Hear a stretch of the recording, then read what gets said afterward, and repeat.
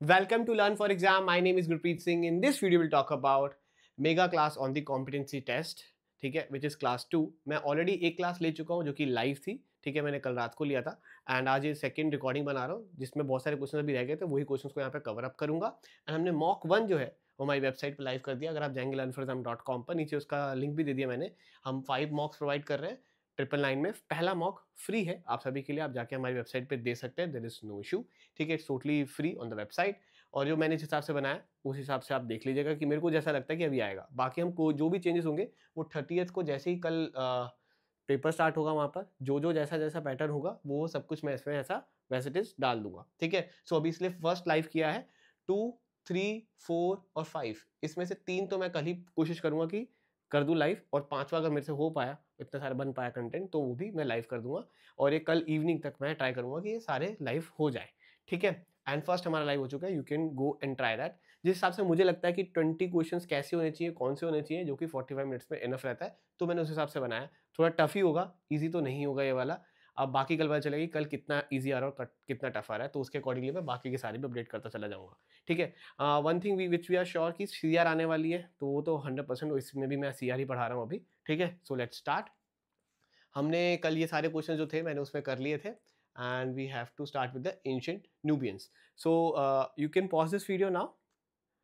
आई hope आपने pause करके अपना ट्राई व्राई कर लिया होगा. ठीक है, तो क्वेश्चन आपने पढ़ लिया, तो मैं पूरा क्वेश्चन नहीं पढ़ूंगा क्योंकि स्ट्रेन पड़ता है. ठीक है, तो यहाँ पर मैं आपको पूरा जिस्ट बता देता हूँ कि क्या है कि एंशिएंट न्यूबियन से और जिस एरिया पे थे वहाँ पर टाइफस कोई बीमारी आ गई है, और समहाउ उन्होंने जो उसकी एंटीबायोटिक थी वो टेट्रासिलिन जो दवाई है बेसिकली उनके स्केलेटन्स में मिली. और वो कहाँ कहाँ से बैक्टीरिया कॉमन है, नोबियन सॉइल में भी मिलता है, और वो फ्लरिश कहाँ कर सकता है, आपके ड्राइड ग्रेन जो कि 2 स्टेपल से न्यूबियन डाइट में मिलता है, बियर एंड ब्रेड में भी पाया जा सकता है. ठीक है, फ्लरिश करता है उसके अंदर.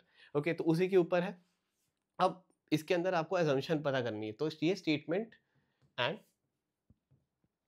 असम्पशन का क्वेश्चन है. ठीक है, अब असम्पशन क्या होती है कि आपको इस पैराग्राफ को पढ़ने के बाद ऐसा क्या लगता है कि इसमें से कुछ हो सकता है. एक्स्ट्रा कोई भी इन्फॉर्मेशन आपको नहीं सोचनी. अगर आप एक्स्ट्रा इन्फॉर्मेशन जो कि लेजिट हो सकती है वो सोच रहे हैं तो गलत हो सकता है. ठीक है, सो पहला अगर हम देखें तो infectious diseases other than typhus to which the ancient Nubians were exposed are unaffected by tetracycline. तो अदर मतलब कोई और डिजीज के बारे में कहीं ऊपर बात हुई है तो नहीं हुई है, तो इसको हम assumption नहीं मानेंगे. Second is tetracycline is not rendered ineffective as an antibiotic by exposure to the process involved in making bread and beer. तो ये वाली बात तो हमने ऊपर भी करी है कि ब्रेड एंड बियर से ही बन जाता है और ये एंटीबायोटिक की तरह काम करता है. ठीक है, so this is the assumption, हम ये मान सकते हैं. ओके, तीसरा है typhus can not be transmitted by ingesting. हमने ट्रांसमिशन डिसीज के बारे में ऊपर कोई बात नहीं हुई तो इसको नहीं मानेंगे, इतना मैं काट दूंगा. Bread and beer were the only items in the diet of the ancient. ये कि उन्हीं की यही डाइट थी सिर्फ, ये भी हम नहीं मानेंगे क्योंकि हमें इसके बारे में कुछ नहीं बताया हुआ. ठीक है, अब लास्ट आया था टाइफस इज जनरली फेटल. ये फेटल है ऐसा कोई assumption हम नहीं मान सकते इसमें. ठीक है, क्योंकि ऊपर कुछ नहीं बताया हुआ, तो it's irrelevant to this topic. अब मेरे पास अगर सेकंड ही रह गई है तो ऑप्शन में मेरे पास आया था A is the right answer. Alright, now you can pause the video and try the next question. So I hope आपने ये क्वेश्चन पढ़ लिया हो. So it's very simple. ये आपने सिंगापुर की अगर स्टोरी देखी हो या फिर नैस्डैक की भी इस पे ऊपर एक स्टोरी आई थी. उसके अंदर बताया था कि जो मॉस्किटोज डेवलप कर रहे हैं सिंगापुर में कि वो आगे जाके दूसरे मॉस्किटोज को मार देते हैं ऑल दैट स्टफ, तो मलेरिया नहीं बढ़ता है उससे. ठीक है, तो इसको बेसिकली आप कह सकते हैं जीन ड्राइव. ठीक है, तो इस आर्टिकल में जो लिखा हुआ है उसके बेसिस पे क्या assumptions हो सकती हैं वो देखना है. पहला क्या है हमारा, gene drive technology has great potential to help tackle malaria. ये वही लाइन है जो इसमें लिखी है, तो ये तो सेम ही चीज़ हो गई. तो this is not an assumption, this is kind of a summary आप कह सकते हैं कि आपको किसी को बताना हो कि जीन ड्राइव की टेक्नोलॉजी जो है उससे हम मलेरिया को हरा सकते हैं, तो वो एक बात हो गई. दूसरा हो गया drug and insecticide resistance are eroding recent successes in managing malaria. इसके बारे में बात हुई है, assumption ऐसी कुछ है, ड्रग वर्ग की कोई बात हुई नहीं. This technology can be considered for other human diseases and infections that devastate. अच्छा, क्रॉप्स और भी चीज़ों के लिए यूज हो सकता है, तो ऐसा तो कुछ नहीं है. थर्ड है, फोर्थ है, the modified insects will breed with normal mosquitoes and pass the anti malarial genes on their young. तो मैंने जो आपको बताया कि वो जीन्स ट्रांसफर करेंगे एंड ऑल दैट स्टफ, तो ये वाली हम assumption ले सकते हैं कि हाँ इस तरीके से होगा, क्योंकि इसमें ये दिखा नहीं था कि कैसे होगा, बट यही assumption लगाई जा सकती है कि वो एंटी मटेरियल जीन्स ट्रांसफर करेंगे, क्योंकि एक जिसके अंदर ये मलेरिया फैलाने वाले जीन्स हैं और जिसमें नहीं है, वो जब मीटिंग करेंगे तो वो इसके जो जीन्स होते हैं मलेरिया फैलाने वाले उनको खत्म कर देता है, तभी होता है। तो D is the right answer over here. None of these तो आंसर नहीं है, D is the right answer for this question. Now next on your screen, pause कर लेंगे। आई होप आपने इसकी तैयारी कर ली होगी, क्वेश्चन पे बना लिया होगा। It's a simple question, not that tough. तो इसमें लिखा हुआ है, आपके पास एक पैसेज है जिसमें एक कंपनी है जो ब्रिक एंड मोटार की कंपनी है, उन्होंने एक वेब डिजाइनर को हायर किया है ऑनलाइन क्लोथिंग को बढ़ाने के लिए, उसकी कैटलॉग बनाने के लिए। और जो कंपनी है उसकी बहुत ज़्यादा अपटिक हो गई, मतलब वॉल्यूम्स बढ़ गई हैं क्लोथिंग की, ठीक है। And now because of increase in orders and all, तो उनको समझ आ रहा है कि जो क्लाइंट्स हैं वो डिजिटली बढ़ रहे हैं, कि उनको समझ आ रहा है कि हाँ ऑनलाइन शॉपिंग की जा सकती है। Now the company is planning to take another of its business segment, namely electronic goods. तो इलेक्ट्रॉनिक गुड्स को भी ऑनलाइन लाने की कोशिश कर रहे हैं, ठीक है, ये सोच रहे हैं। अब इसके बेसिस पे क्या assumption हम लगा सकते हैं, ये बताना है। पहला ऑप्शन है other electronic goods companies doesn't have online presence. तो बाकी सारी जो कंपनीज उनके पास ऑनलाइन प्रेजेंस है नहीं, ऐसा कोई assumption लगा सकते हैं हम? नहीं, ठीक है, क्योंकि हो सकती है, नहीं भी हो सकती है, पर इसमें कुछ ऐसा नहीं लिखा हुआ, ठीक है। Then digitally illiterate clients will be interested in electronic goods. तो अब जो हमें क्लाइंट्स मिले हैं कि जो ऑनलाइन भरोसा रखते हैं कि वो खरीद सकते हैं एंड वो ट्रस्ट करते हैं कि हाँ चीज़ें आएंगी, तो वो इलेक्ट्रॉनिक गुड्स में भी तो हो सकते हैं इंटरेस्टेड, कि अब जो कपड़े खरीदें तो इलेक्ट्रॉनिक गुड्स की भी जरूरत हो सकती है। तो दिस इज राइट असम्पशन, ठीक है। Then the same web designer can be use for designing electronic goods catalogue too, कि सेम वेब डिजाइनर से काम करा लो, ये तो कोई सेंस नहीं है ना, इसकी कोई असम्पशन नहीं है, ठीक है। Other companies do not have quality web designer, तो अगर कंपनीज के पास तो वेब डिजाइनर है ही नहीं अच्छे, ये भी नहीं होगी। The company can wind up it's brick and mortar business, वाला कंपनी अपना ब्रिक एंड मोटार वाला बिजनेस बंद कर दे और ये फिर पे आ जाए, तो ये भी नहीं है। तो आंसर हमारा बी है, that is the right answer. Now the next question on your screen, please pause the video. So ये भी आसान क्वेश्चन है, ज़्यादा टफ नहीं। थोड़ा सा अगर आपने बैंकिंग के बारे में कभी भी न्यूज़ पढ़ी होगी तो आप इसको सेक्शन को कर पाओगे। The banking sector is facing tough time because sector के अंदर शॉर्ट टर्म पेन आ रहा है जो कि एनपी की वजह से बढ़ रहा है, और ये बहुत ज़्यादा चैलेंजिंग एक सिचुएशन बन चुकी है, ठीक है, बड़े लार्ज स्केल पर। एंड जो इंडस्ट्री रेगुलेटर है, अब वो चाहता है कि कुछ एक स्ट्रॉन्ग मेजर्स लिए जाएं, जिसकी वजह से कोई मतलब गवर्नमेंट को कुछ ना कुछ फॉर्म्स और रिफॉर्म्स और पॉलिसीज लानी चाहिए, ये चीज़ है, ठीक है। रेगुलेटर मतलब हमारे यहाँ पे आरबीआई आप मान लो, ठीक है। नाउ हम इससे क्या assumption ले सकते हैं? NPA was 2.4% more in last, ये देखो जैसे ही आपको ऐसे फिगर्स आएंगी तो आपको वो आंसर नहीं मानना, सिंपल एज दैट, ठीक है, क्योंकि ये फिगर्स हमें नहीं पता है सच है कि क्या है, ठीक है।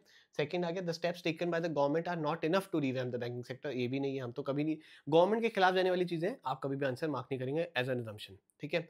Then we have manufacturing sector is performing far better than the banking sector for last 5 years। तो मैन्युफैक्चरिंग सेक्टर परफॉर्म कर रहा है, बैंकिंग सेक्टर से अच्छा कर रहा है, ये कोई assumption नहीं बन रही ना, मतलब सेंस ही नहीं बन रही, तो इसका भी नहीं होगा।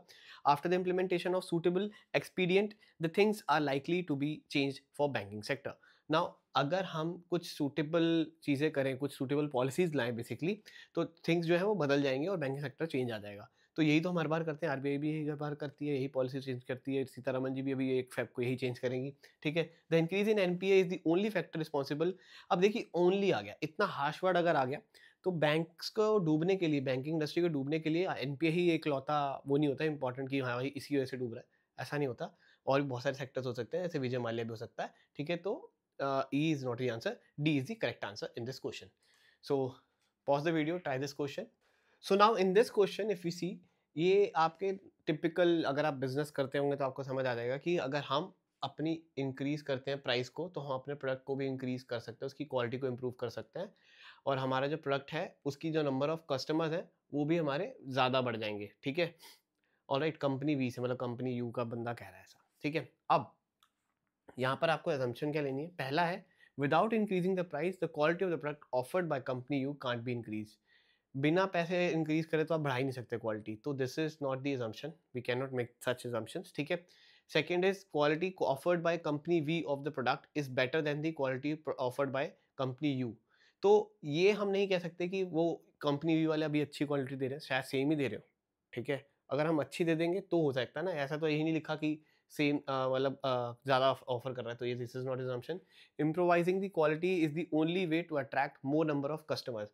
अगर हम अच्छी क्वालिटी और बढ़ाएंगे तभी हम अपने अच्छे और कस्टमर्स बढ़ा सकते हैं, वरना हम नहीं बढ़ा सकते, ठीक है। तो this is not the way, आप मार्केटिंग अच्छी कर लो, ठीक है। Then the price offered by the rival company V is already higher than the price offered by the company you.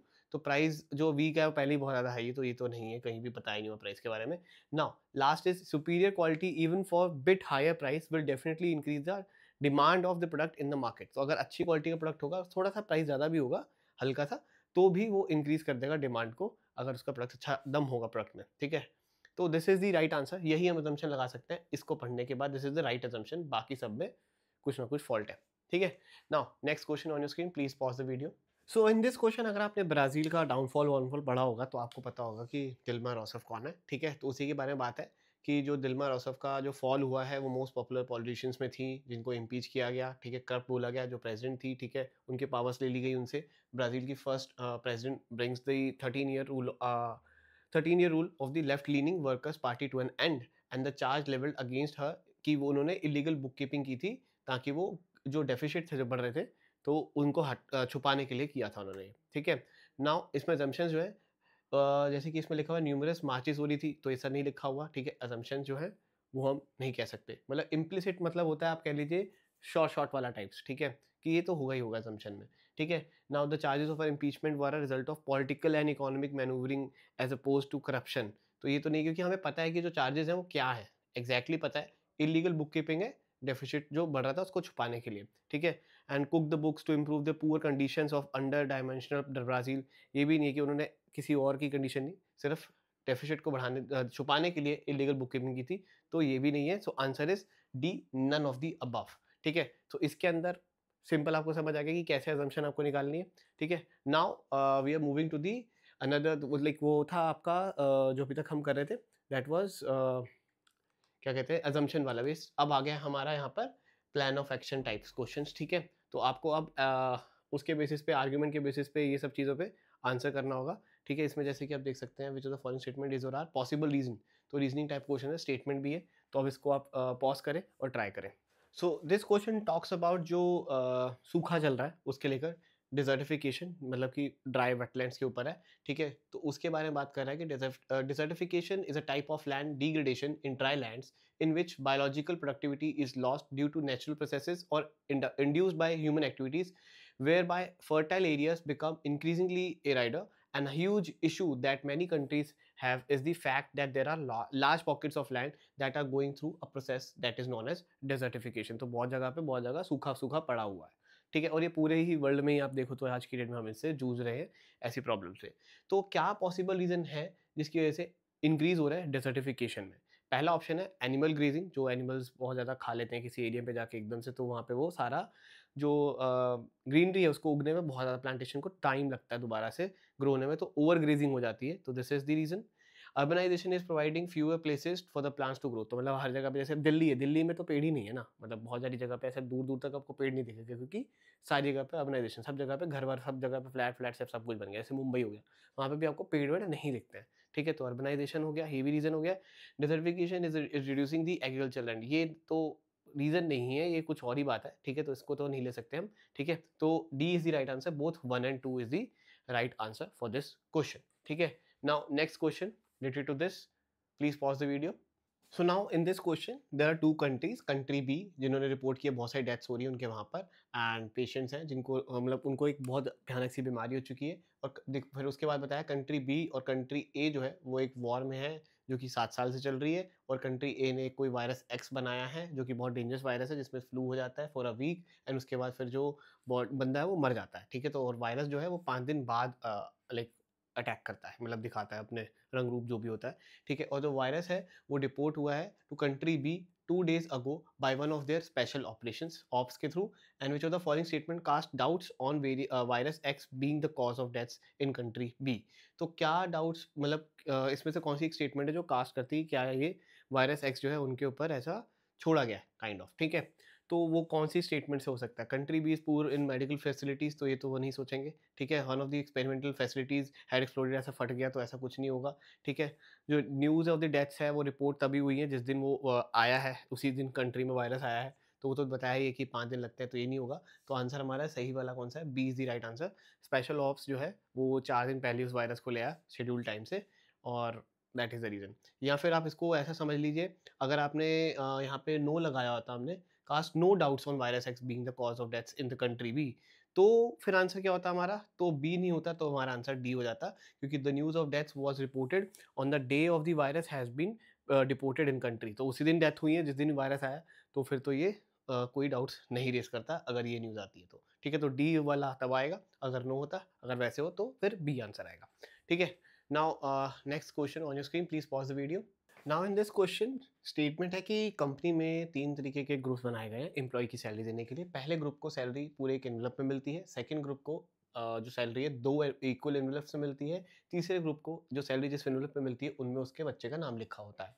अब जो सारे ग्रुप्स वाले हैं, मतलब सारे एम्प्लॉयी जो सैलरीज अपनी शेयर करते हैं, मतलब खर्चते हैं, तो थर्ड ग्रुप सबसे कम करता है, उसके बाद फिर सेकंड ग्रुप, फिर उसके बाद फर्स्ट ग्रुप, ठीक है?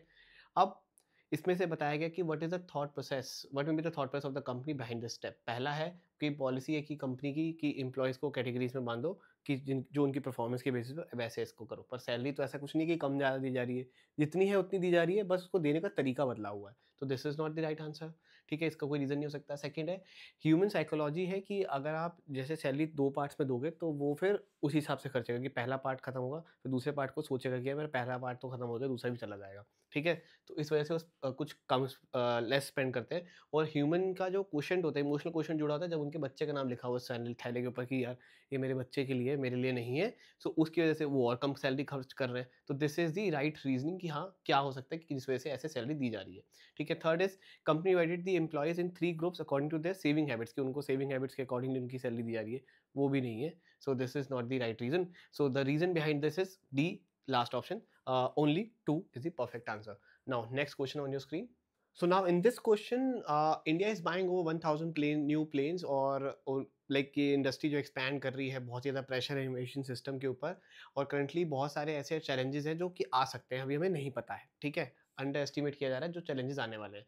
अब इस स्टेटमेंट के अंदर चैलेंजेस ऐड का मतलब क्या है? क्या किस स्टेटमेंट को लेके कंसर्न दिखाया जा रहा है?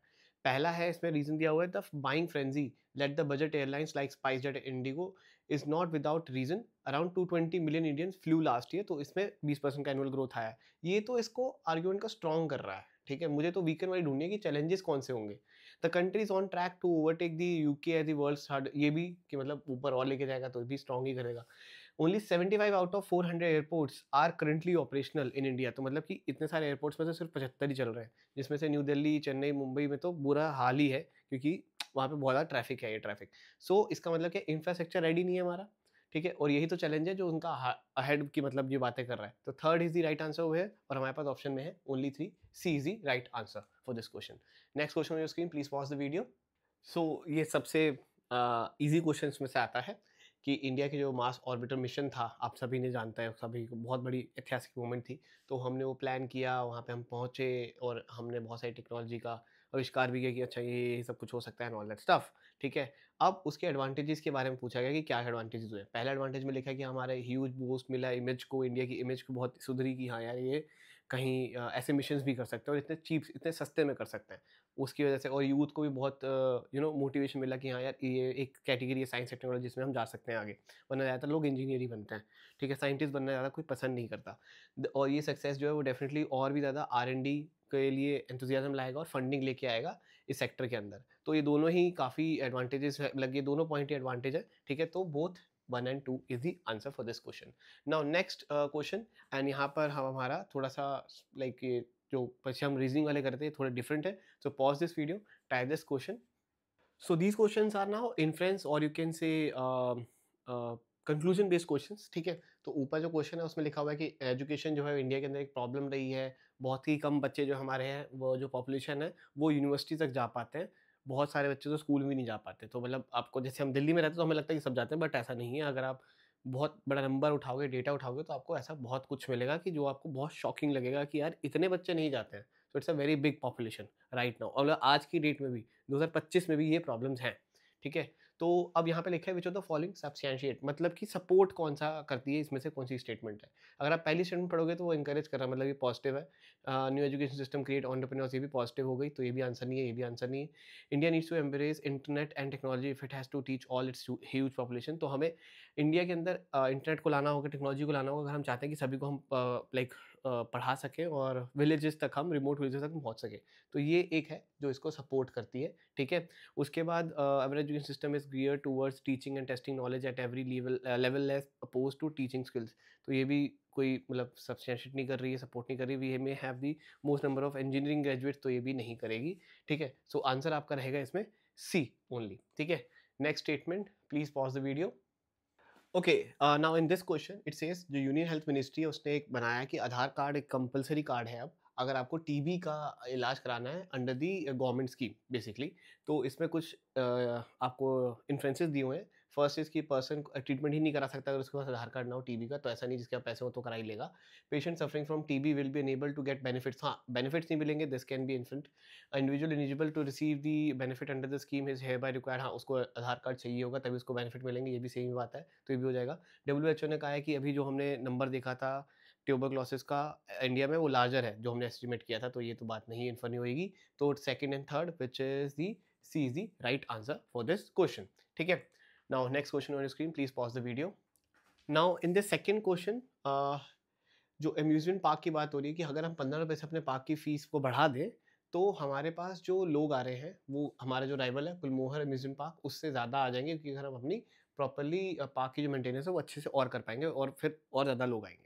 तो इससे क्या मतलब इन्फ्लुएंस निकल सकते हैं, तो उसके बारे में लिखे हैं 4 इन्फ्लुएंस कि गुलमोहर अम्यूजमेंट पार्क है वो उसको नहीं चाहिए कि वो अपनी फीस बढ़ाना बढ़ाए, तो ये तो इन्फर नहीं होने वाला।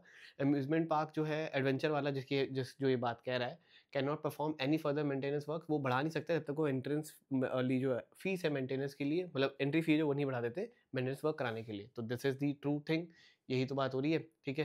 And Gulmohar amusement park do not want to increase, वो बढ़ाना नहीं चाहते अपना नंबर, ऐसा नहीं है, ऐसी बात नहीं हो रही है।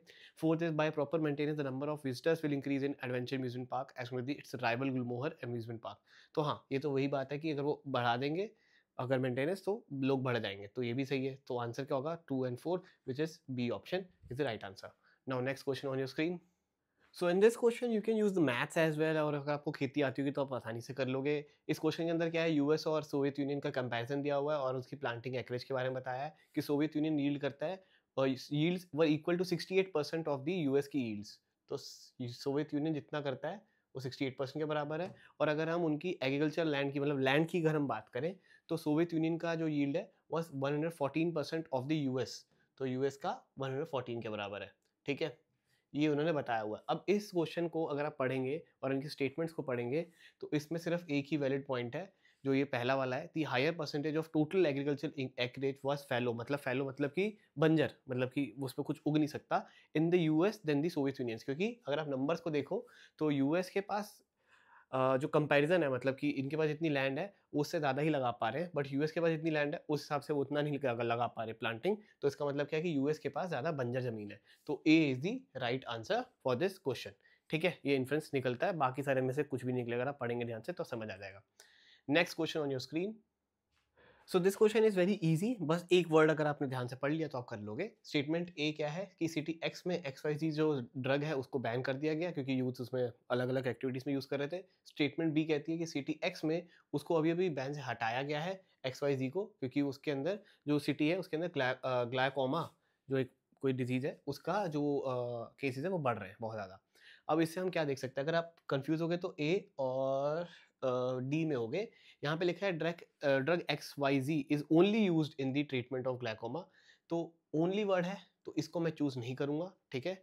और यहाँ पर है drug XYZ can be used in the treatment of glaucoma, तो मैं इसको यूज करूंगा क्योंकि और भी तरीके हो सकते हैं। सो इसीलिए D is the right answer not the A1, ठीक है। नाउ सेकंड लास्ट क्वेश्चन है इस वीडियो का। So this is the last question, और उससे पहले मैं एक चीज़ कहना चाहूँगा, ये सेट वाले मैंने क्वेश्चन रखे पर आज नहीं करा रहा। I will wait for the day, अगर मुझे लगता है कि अगर आ गया कल ये मेंटल एबिलिटी के सेक्शन में तो I will definitely solve this out, अगर नहीं आता तो हम वीकेंड लेफ्ट इट आउट।